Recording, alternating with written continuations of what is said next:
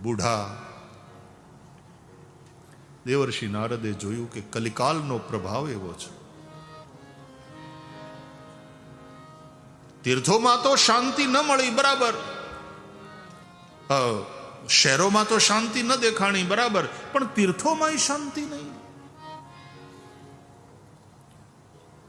વૃંદાવનમાં રડતી ભક્તિ અશક્ત અને સુતેલા જ્ઞાન અને વૈરાગ્ય.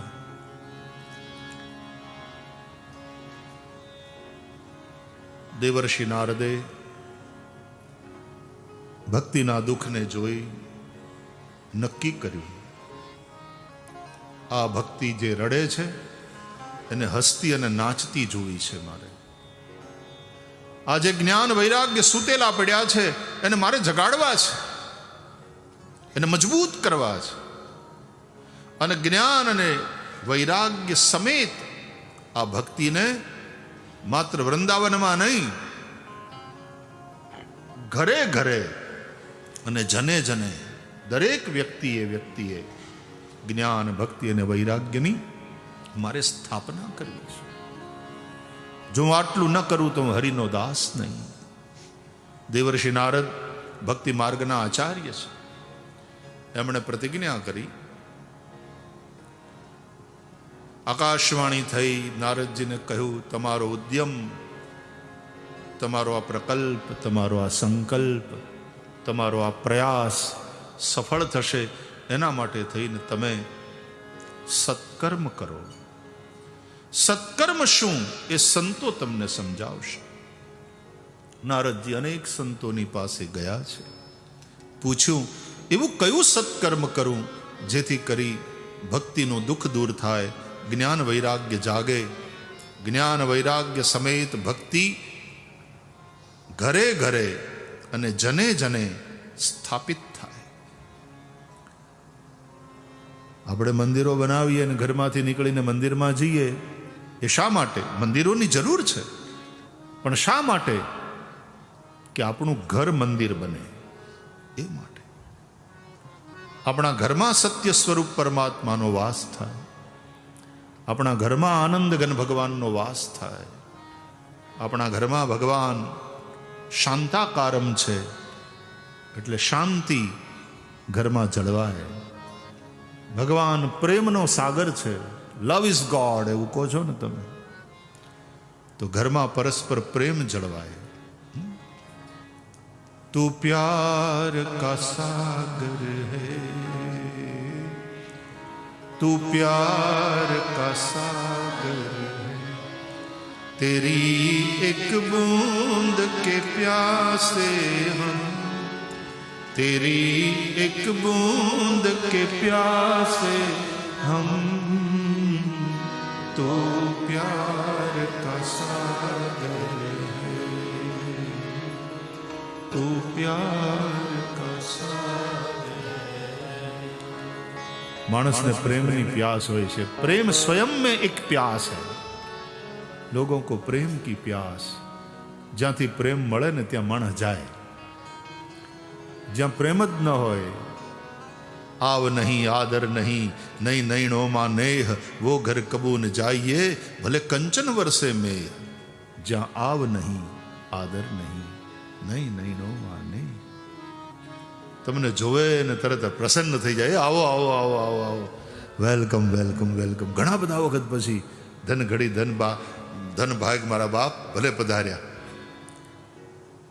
જૂના જમાનામાં ભલે પધાર્યા એવા સૂત્રો લખવામાં આવતા હતા આંગણામાં. ઇન્ડિયામાં તો હતા. પછી સૂત્રો ભીત ઉપરથી નીકળી અને પગલુછણિયામાં આવ્યા. ખરેખર જોયા છે ને એવા પગલુછણિયા, જે આમ ઘરની બહાર હોય પણ એમાં લખ્યું હોય વેલકમ, ભલે પધાર્યા. પછી પગલુછણિયામાંથી ગયા અને ભલે પધાર્યાને બદલે નવા સૂત્રો લખાણા, રજા સિવાય પ્રવેશવું નહીં. એના પછી પાછું આવ્યું બીજું સૂત્ર, બીવેર ઓફ ડોગ, કૂતરાથી સંભાળવું. એની નીચે પાછો પોતે ઊભો હોય.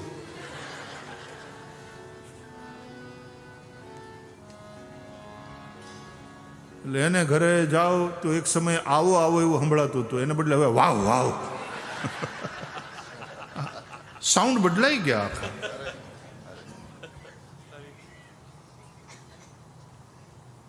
કાં કૂતરા એવા ભસતા હોય તો આપણને અંદર પગ મૂકતા બીક લાગે.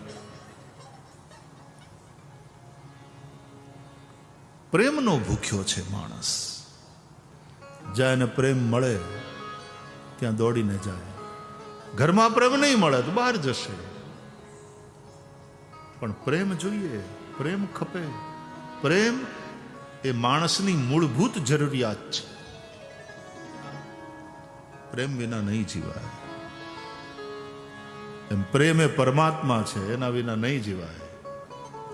પરમાત્મા વિના નહીં જીવાય, પ્રેમ વિના નહીં જીવાય. જીવન શક્ય નથી. તો સૌના હૃદયમાં એ ભગવત પ્રેમ હોય, ભક્તિ હોય. ગઈકાલે આપણે ચર્ચા કરેલી, મનમાં વૈરાગ્ય હોય અને બુદ્ધિમાં જ્ઞાનનો પ્રકાશ હોય.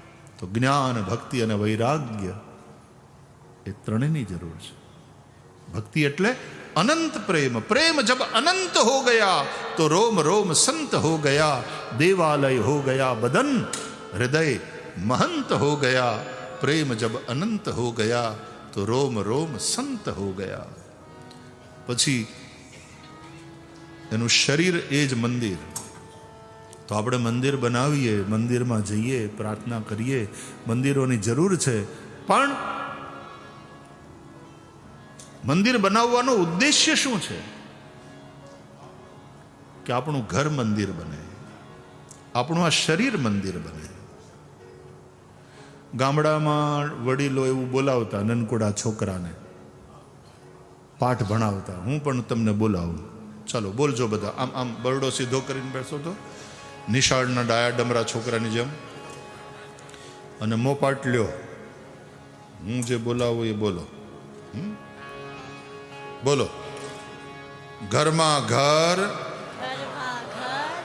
ઘરમાં ઘર, એમાં ઘર, ઘરમાં ઘર, એમાં ઘર, એમાં વસે દામોદર, એમાં વસે દામોદર.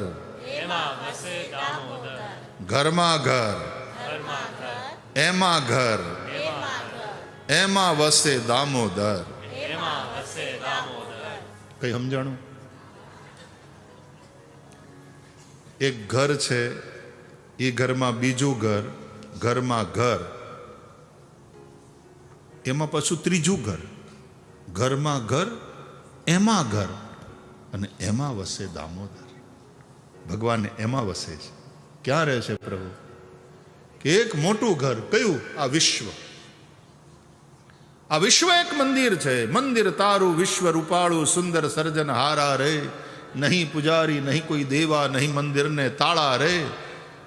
આ વિશ્વ એક ઘર છે. એ ઘર, એમાં ઘર, આપણું ઘર અથવા તો મંદિર, આપણું ઘર, એ ઘરમાં ઘર. ઠીક હે? એ આપણા ઘરમાં આપણે રહેતા હોઈએ. ઘરમાં ઘર, એમાં ઘર. આ એક ઘરમાં 5-6 ઘર રહેતા હોય.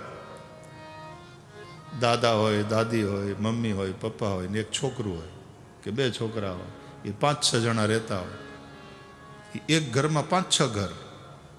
તો ઘર, એમાં ઘર, ઘરમાં ઘર, એમાં પાછું આ ઘર, અને એમાં વસે દામોદર. ક્યાં રહે છે ભગવાન? બોલે ઈશ્વર સર્વભૂતાનામ હૃદયશરજુન તિષ્ઠતિ. પ્રાણી માત્રના હૃદયમાં ભગવાન રહેલા છે. તો દેહો દેવાલય પ્રોક્ત. આ દેહ એ દેવાલય છે. દેહરૂપી દેવાલયનું મસ્તક છે, એ શિખર છે. અને શિખર ઉપર ધજા હોય એમ શિખા, એટલે ચોટલી રાખવાનો રિવાજ છે હિન્દુઓમાં. એ ચોટલી જો પુરુષો વાપરે ને એ બધું સ્ત્રીલિંગમાં હોય. ચોટલી, ધોતી, એવું બધું. અને બહેનોને ચોટલો, હાડલો,